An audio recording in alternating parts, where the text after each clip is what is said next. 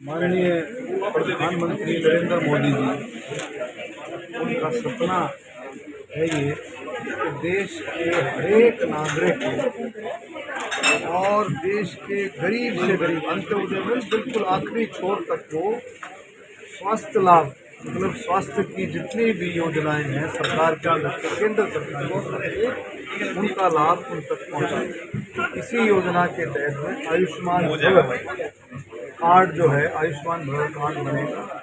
उसी का माननीय हमारी महामहिम राष्ट्रपति द्रौपदी मुर्मू जी ने आज इसका उद्घाटन किया गुजरात से, और सभी स्टेटों ने उसको फॉलो किया है। राज्य ने, हरियाणा सरकार ने भी, हमारे हरियाणा के सभी प्रदेश के सभी लोगों ने इस बात का स्वागत भी किया है। आज नगर में इसका आयोजन हुआ जिला प्रशासन की तरफ से, और इसमें तरह तरह की आपने देखा आयुष्मान भारत में बहुत तरह की सिस्टम रखे गए हैं। तो सबसे पहले इसमें बताया गया कि आयुष्मान भारत कार्ड किस तरह से बनेगा। जिला प्रशासन इसमें टीम जो है पूरी मुस्तैदी के साथ इसमें काम करेगी और आम आदमी को, गरीब से गरीब को बताएगी उसका कार्ड उसको कैसे बनाना है। पोर्टल के जरिए से ये कार्ड बनेगा, और कार्ड बनने के साथ साथ और भी सारी सुविधाएं इसमें रहेंगी।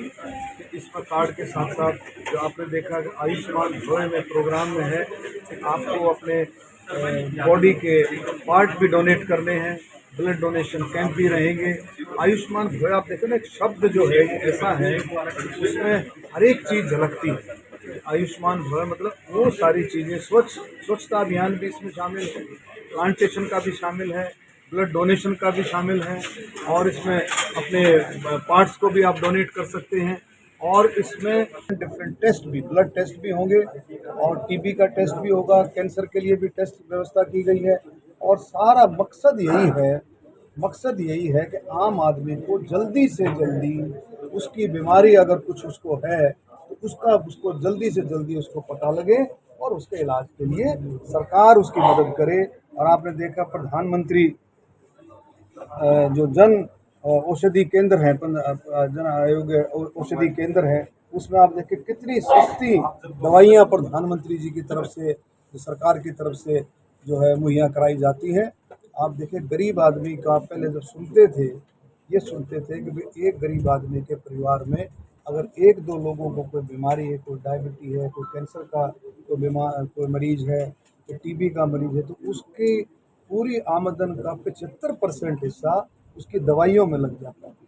अब आज प्रधानमंत्री जन औषधि केंद्रों के जरिए से आप देखेंगे उसमें कम से कम 50 से 60% की बचत है। यानी कि आम आदमी, गरीब आदमी के लिए बहुत बड़ी उपलब्धि है जो केंद्र सरकार की तरफ से। आशा वर्कर बैठे कार्यक्रम को लेकर क्या कहना है? जिस तरीके से दो घटनाएं सामने आई, महिला ने जिस तरीके से कहा कि हमारे क्षेत्र में फैक्ट्री लगा दीजिए, उन्होंने कहा है कि चंद्रयान फोन में भेज देंगे, फिर उनके पास फोन करके वो मजाक कर रहे हैं। देखिए मुख्यमंत्री जी हरियाणा के, आप बताए कोई भी किसी भी स्टेट का मुख्यमंत्री, वो सबका मुखिया है, वो उसके मन में, दिल में कोई ऐसी भावना नहीं होती अपने प्रदेश के लोगों के लिए, कोई ऐसी भावना नहीं होती कि किसी को कुछ ठेस पहुंचाई जाए।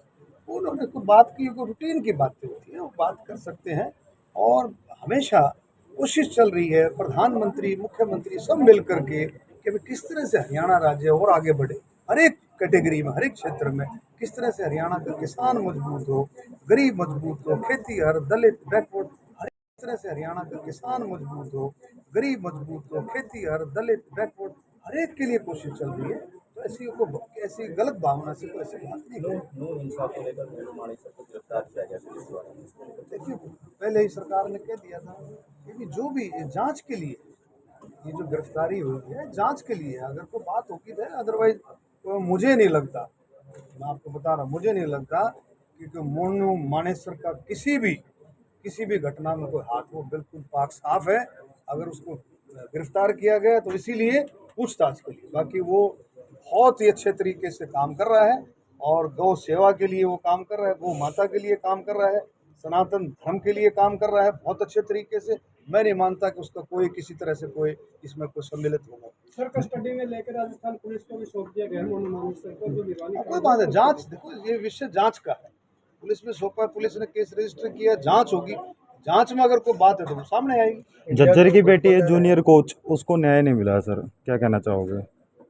ये सब चीज़ों की देखो, सरकार बहुत अच्छे तरीके से, माननीय मुख्यमंत्री जी बहुत अच्छे तरीके से, सरकार हरियाणा सरकार उसकी जांच कर रही है, सारी बातें निकल करके आ रही। अगर कोई बात अगर ऐसी निकल करके आती तो कोई ना कोई एक्शन होता, सरकार को पीछे थोड़ी हटती। तो कोई बात जब होगी ही नहीं, कोई निकली नहीं है तो बात है, बाकी सारा। आशा वर्कर धरने पर बैठे हैं, 37 दिन हो गए आज। आशा वर्कर मेरे से मिली थी, आशा वर्करों के ऊपर हमने लिख करके भेजा है जी। और इसमें जो हमारा एक सांसद, बतौर सांसद के, बतौर एक रिप्रेजेंटेटिव के जो कर्तव्य है उसका हम पालन कर रहे हैं। देखते हैं सरकार, उसमें मुझे पूरी उम्मीद है सरकार पॉजिटिव को करना है। इंडिया गठन हुआ सर, आज बैठक है, इंडिया गठन हुआ जो बैठक है आज उनकी। देखो ये सपना है मोदी जी के सामने। आपने देखा G20, आपने देखा कितना बड़ा आयोजन G20 का आयोजन हुआ देश के अंदर। अब पूरा देश ये कह रहा है कि माननीय प्रधानमंत्री मोदी जी इस G20 के बाद भारत के ही नहीं बल्कि विश्व के प्रधानमंत्री। कितना बड़ा आयोजन करके मेरा ख्याल पूरा विश्व जो है प्रधानमंत्री की, भारत की वाहवाही कर रहा है। और जो हमारा विपक्ष जो है वो चू चू चू चू, उसकी कोई समझ में आएगा नहीं। देश बहुत तेजी से आगे बढ़ रहा है।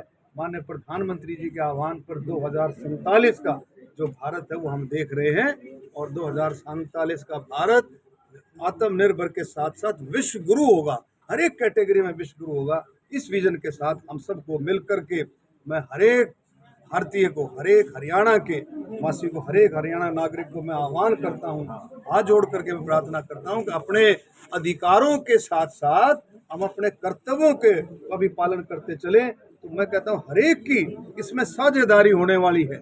और माननीय प्रधानमंत्री जी कहते हैं आज अगर भारत 5वीं अर्थव्यवस्था है तो हर एक नागरिक की इसमें साझेदारी है। तीसरी व्यवस्था अर्थव्यवस्था होगा उसमें भी हर एक की साझेदारी होगी। तो सबकी साझेदारी से ही ये काम बन रहा है। G20 को लेकर सर एक लास्ट सवाल है, G20 को लेकर विपक्ष ये कह रहा है कि इतने करोड़ों रुपए बर्बाद करने की क्या जरूरत थी? देखिए ऐसा है, ये देश जो है अतिथि देवो भव जी। वासुदेव कुटुंबकम, अतिथि देवो भव। अरे भाई हमारे, मान लो आप हम सब के किसी के घर में कोई गेस्ट आता है, कोई मेहमान आता है, तो हम पूरी कोशिश करते हैं, पूरा जोर लगा देते हैं उसके खाने पीने के लिए, उसकी व्यवस्था के लिए, हर चीज़ का जोर लगा देते हैं। तो मेहमानों की आओ भगत है, आओ भगत में जो है सारा का सारा देश की शान बढ़ी है। इसमें हमारा देश इस चीज़ के लिए प्रसिद्ध है, मशहूर है। इस देश के लिए माना जाता है कि देश के अंदर भारत में जा कर के हर एक मेहमान की बहुत सम्मान होता है, उसकी इज्जत होती है, उसकी देखभाल होती है, बहुत अच्छे तरीके से केयर की जाती है। Thank you.